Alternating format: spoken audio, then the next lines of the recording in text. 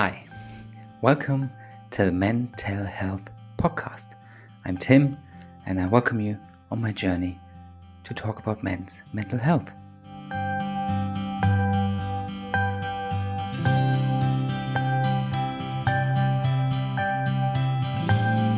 Before we begin, a brief disclaimer. I am in no shape or form a mental health professional. I'm just a man who wants to share his story and hopefully get other people to talk about men's mental health as well. This is episode 6, and for you who are watching this on YouTube, because some people may not know that the podcast is also on YouTube, this is the first time I'm showing my face. This is a video recording, and I've shown my face on Instagram, but maybe not all of my 5 people watching on YouTube know this, or my 10 people listening to my podcast follow me on Instagram. So this may be the first time you see my face. It's a choice I've made because, well, it's, I want to make this podcast bigger, get more people talking. And one way is to make it more personal. And yeah, even though my picture was available on the website from the beginning, now you can actually see me live, struggling, recording this podcast. Last episode, I talked about my experience with sharing my mental health struggles, my depression and my anxiety with my friends. And I would like to add again another big thank you to them, because some of them have had difficult experience with people with mental health in their life. Others had no at all, and they all helped me and supported me in as much was possible for them and how much energy and mental capacity they had for that. And I think that's important to acknowledge, that not everybody can support you or support someone they love or care about in the same way as someone else can. And that's okay. And that should be talked about. Now, this is episode 6, like I said. And this episode, I would like to delve more into depth about my anxiety, because I have depression and I have anxiety. Depression, I will talk a bit more in the next episode. But I have in episode 4 talked a bit about how my biggest fear, the fear of death, how that came about. So I will not go into much depth about this because not everybody is comfortable hearing this topic discussed, or just sharing. Some people are just not as comfortable, and that's perfectly fine. If you are interested in what my fear of death entails, feel free to watch or listen. No, not watch. You can't watch that yet because there's the first one with a video. I mean, you can watch it on YouTube, but there is no video. There's just the logo. But you can listen to it on any podcasting app. As I've done in the last few episodes, I will also start this episode with some general information about anxiety in men before I delve into my own story and talk just about me. Anxiety. I'm not the only man that suffers from anxiety. I'm obviously not the only person that suffers from anxiety. There's actually 1 in 5 men will at some point in their life and in some shape or form experience anxiety. And anxiety is much more than having some sweaty palms and some tingling sensations in your stomach. For example, some people may experience this before an exam, or doing something exciting, going on a roller coaster, or marrying, going on a first date. Those are all symptoms of anxiety, and it is, it's anxiety-inducing, but also kind of exciting. Some of these examples I've made, but severe form of anxiety, and anxiety that is physically and mentally stressful, because it is a stress response. It's your body responding to some emotion, thought, or external input that gives you high amount of stress. And some of the symptoms of that can be pounding, racing heart, excessive sweating. So not just the sweaty palms, but like pouring out of you, muscle tension, restlessness, dizziness, vertigo, shortness of breath, choking, insomnia, and the worst of all would be a panic attack. And to anyone who's ever had a panic attack, I feel for you. I've had them, and they are the absolute worst. Anyone who's never had an panic attack, I'm happy for you, because they are not great. It is one of the most frightening experiences I've had in my life, because when I have a panic attack, and I've been taught by other people who've had panic attacks, the same experience of, this is it, I'm dying. There's nothing. I can't help it. This is now the moment. Because a panic attack is the peak of anxiety. Anxiety can go on for a long, long, long time. A panic attack is usually, fortunately, a very brief thing, but high anxiety and panic attack, there's sometimes just a little nuance between them, separating them. So it can feel like the panic attack is actually super, super long, but your physical state of anxiety that is the panic attack is usually quite short, but it doesn't help you if all of it just feels super, super terrible.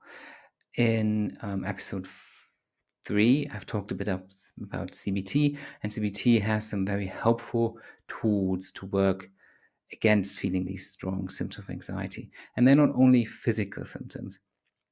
There's obviously also a mental component that goes along with the anxiety, with the stress response. And they can go from a frequent worry about what's going on, a moment or a state of feeling of dread, you struggle concentrating, avoiding things is a very big thing in me with anxiety, which I'll talk about in a minute. But the thing that stresses you and you're afraid, and that starts or initiates this stress and anxiety response in you, you try not to do. And sometimes it's good things, it's fun things, but they stress you out, so then you avoid them. There's a lot of catastrophic thinking. You don't not only avoid the thing you do, but by avoiding, you think about it, and then you think about the worst possible outcome. And everything that has to do with this thing you're anxious or I'm anxious about will always result in the worst possible outcome. Another symptom is, and this is something that is very dominant in men, is irritability and isolation, feeling that you need to kind of take care of the problem yourself, so you don't really talk about it. Some other form is being super vigilant towards danger. There's a absent-mindedness, and one very big thing that I had was very big is the fear or the feeling of losing control. There's many, many more symptoms. As I also said in episode 2 or 3, I had a book about anxiety that helped me a lot.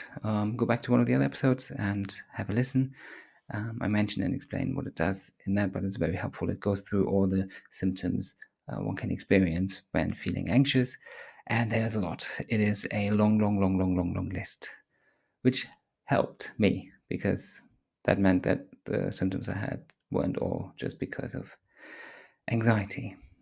Physical, sorry. They were of anxiety. They weren't actually symptoms of me being terminally ill, which, as you can imagine, was one of my problems.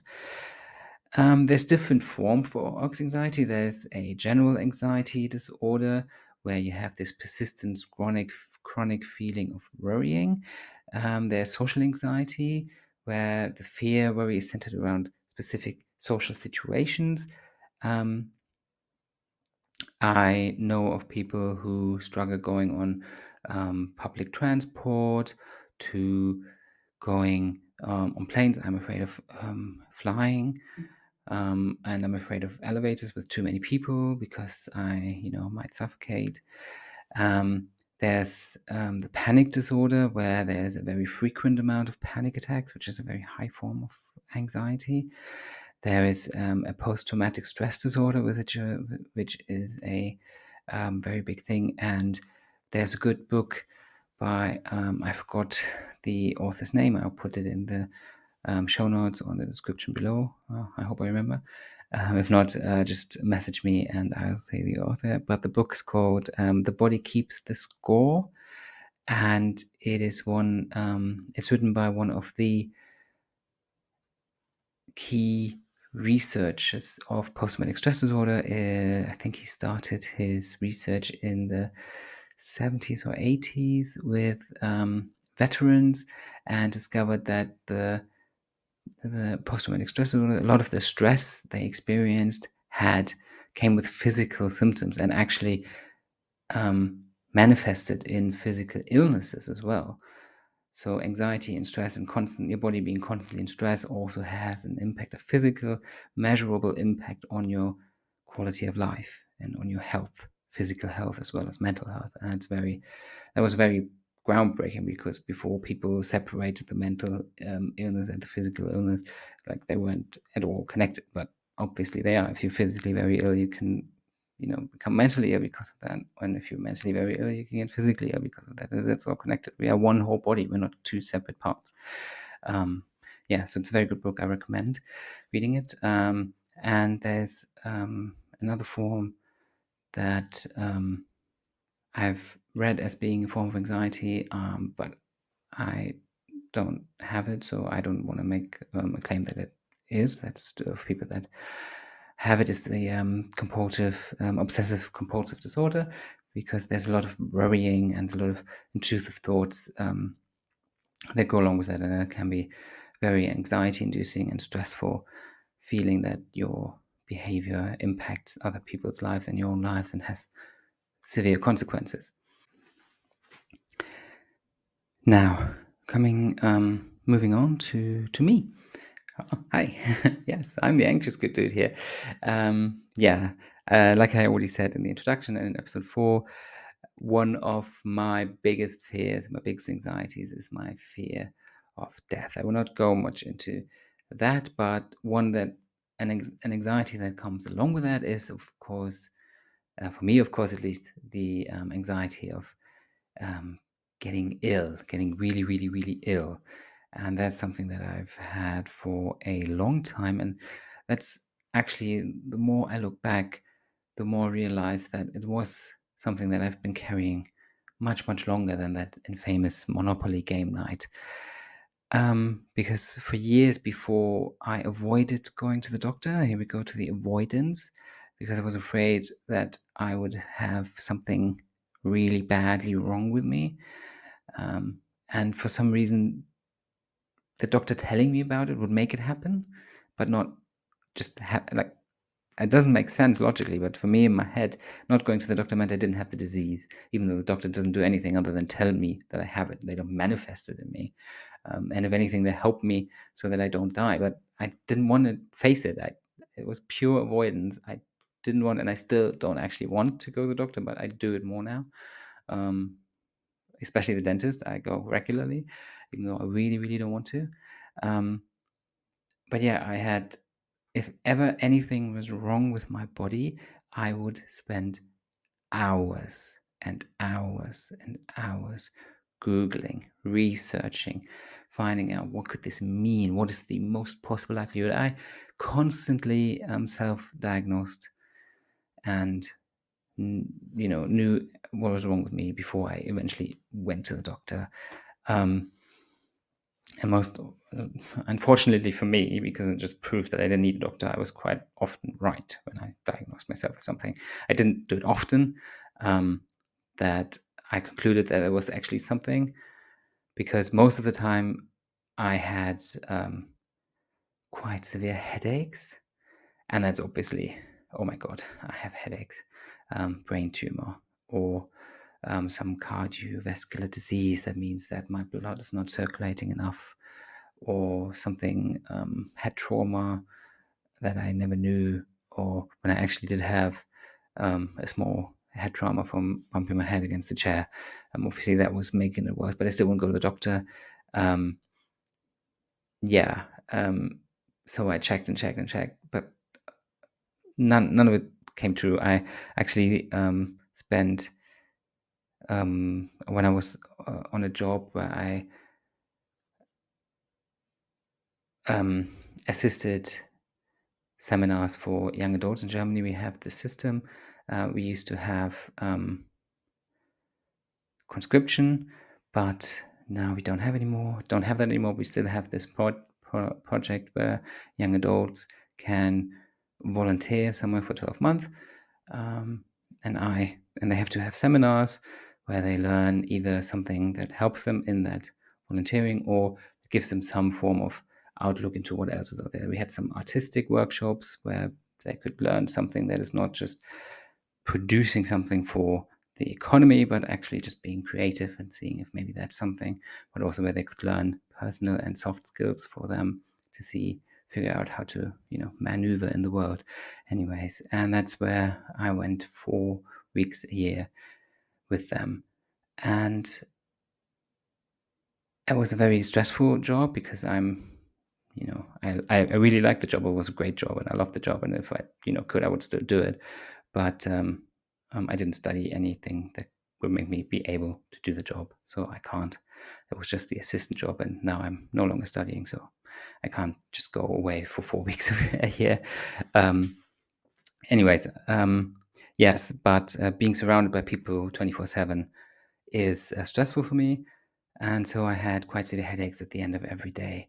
And then I spent at least 3 to 4 hours before finally being able to sleep, checking again and again and again, is this a symptom of a stroke? Is this a symptom of an embolism? Is this a symptom of brain cancer, brain tumor, anything of that matter? Which it wasn't. It was anxiety.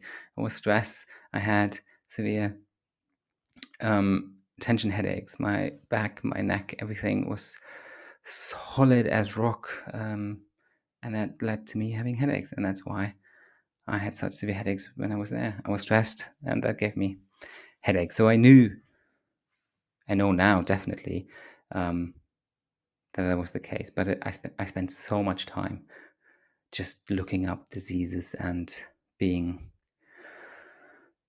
preoccupied by that, which is something that my therapist and we talked about and put a limit to me ruminating and thinking about my possible demise and diseases I could have. So it wasn't forbidden, but my time frame was limited more and more and more, and it freed up so much time. It's like, oh my god, there's so much more I can do in a day than just this. Amazing. Yeah, and that was really, once I realized that, it really clicked in me. Okay, this is really not good for me, so stop doing it. And with practice, I managed to. The same with my fear of heights, which was not something I went to therapy for, but because it was something I avoided dealing with, my therapist thought it was a good idea to learn not to avoid the stuff we're afraid of. Great. I mean, yes, great, but also, because he made me go up this 27-meter, which for any listeners that don't use the metric system, I think is about 100 feet. Freestanding tower. It was just basically like the Eiffel Tower. There was nothing shelving it, no, not shelving it, but nothing covering it in. So you were completely open to the elements, and you could see all the way down through the metal. And yeah, I had to go up it. It was a spiral staircase, and we had to go twice because the first time I didn't go up, and there was a thunderstorm, and he was like, "Well, it's actually not good for you to not go, so we'll have to come back." But he gave me the freedom after I spent half an hour crying on there were 3 levels, and I was on the second level, so almost all the way up. And then we went again. And then again, I went to the point I was before, sat down, cried again, and cried and cried and cried and cried. And as I explained in the episode about CBT, the point is not for the fear to go away, but the fear to go to a level, or the anxiety to go to a level that is not heightened anymore when you're in that stressful situation. And that's what we did. And he wouldn't let me go down. I had to go all the way up. And I spent half an hour sitting on that staircase, having other people walk past me. I didn't care. I was so afraid. I just couldn't care less what anyone else thought at that moment, which was quite freeing. And then I just went. I didn't think about it anymore. I cried so long, and then I guess my anxiety level went so far down that my mom was just like, "Well, let's get it over with." So I went all the way up and made it. Not sure I would go again, but not because I'm avoiding it so much as I don't want it. I have other stuff which I was afraid of heights before that I now continuously do. For example, the bridges that surround the city I live in that I used to avoid a lot because I was afraid that they would collapse or I would fall down. And we had an exposition there too. Again, same principle. We went into the situation which I had to face and deal with. Yeah.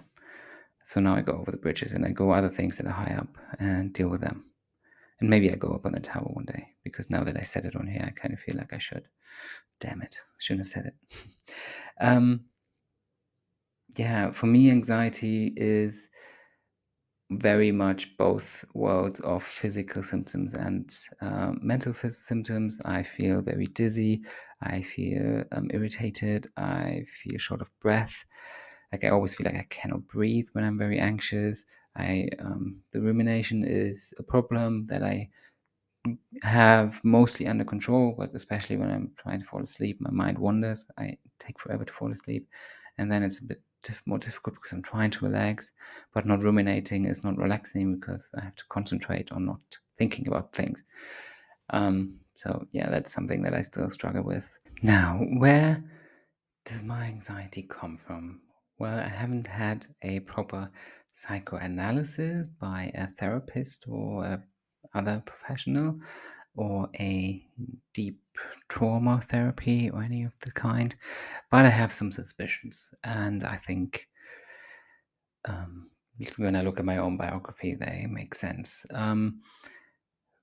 Fear, my biggest fear, fear of death, which goes along with fear of losing control, I think roots a lot in being abandoned, feeling being abandoned. My father was a alcoholic, abusive alcoholic, who committed suicide when I was 4 years old, and I had siblings from my father's side who never spoke to me ever again afterwards, which is a long story. Why? Maybe I'll share that in a different episode when I feel more comfortable sharing so much about my personal life. Yeah, and I felt very alone and isolated for a majority of my life because I don't know. I think I struggled connecting to people or trusting people. No, I didn't like trusting with everything. I'm a trustful person. Like I trust people not to hurt me. I trust people to be kind, to be loyal and all those things, but I think I never trusted or everyone to be not judgmental with how I think and feel sometimes. Because, yeah, I was a naive child and I asked people if they felt or thought the same things that I did, and I maybe was surrounded by not the right people, but mostly I was told no, which then made me feel like I can't share everything.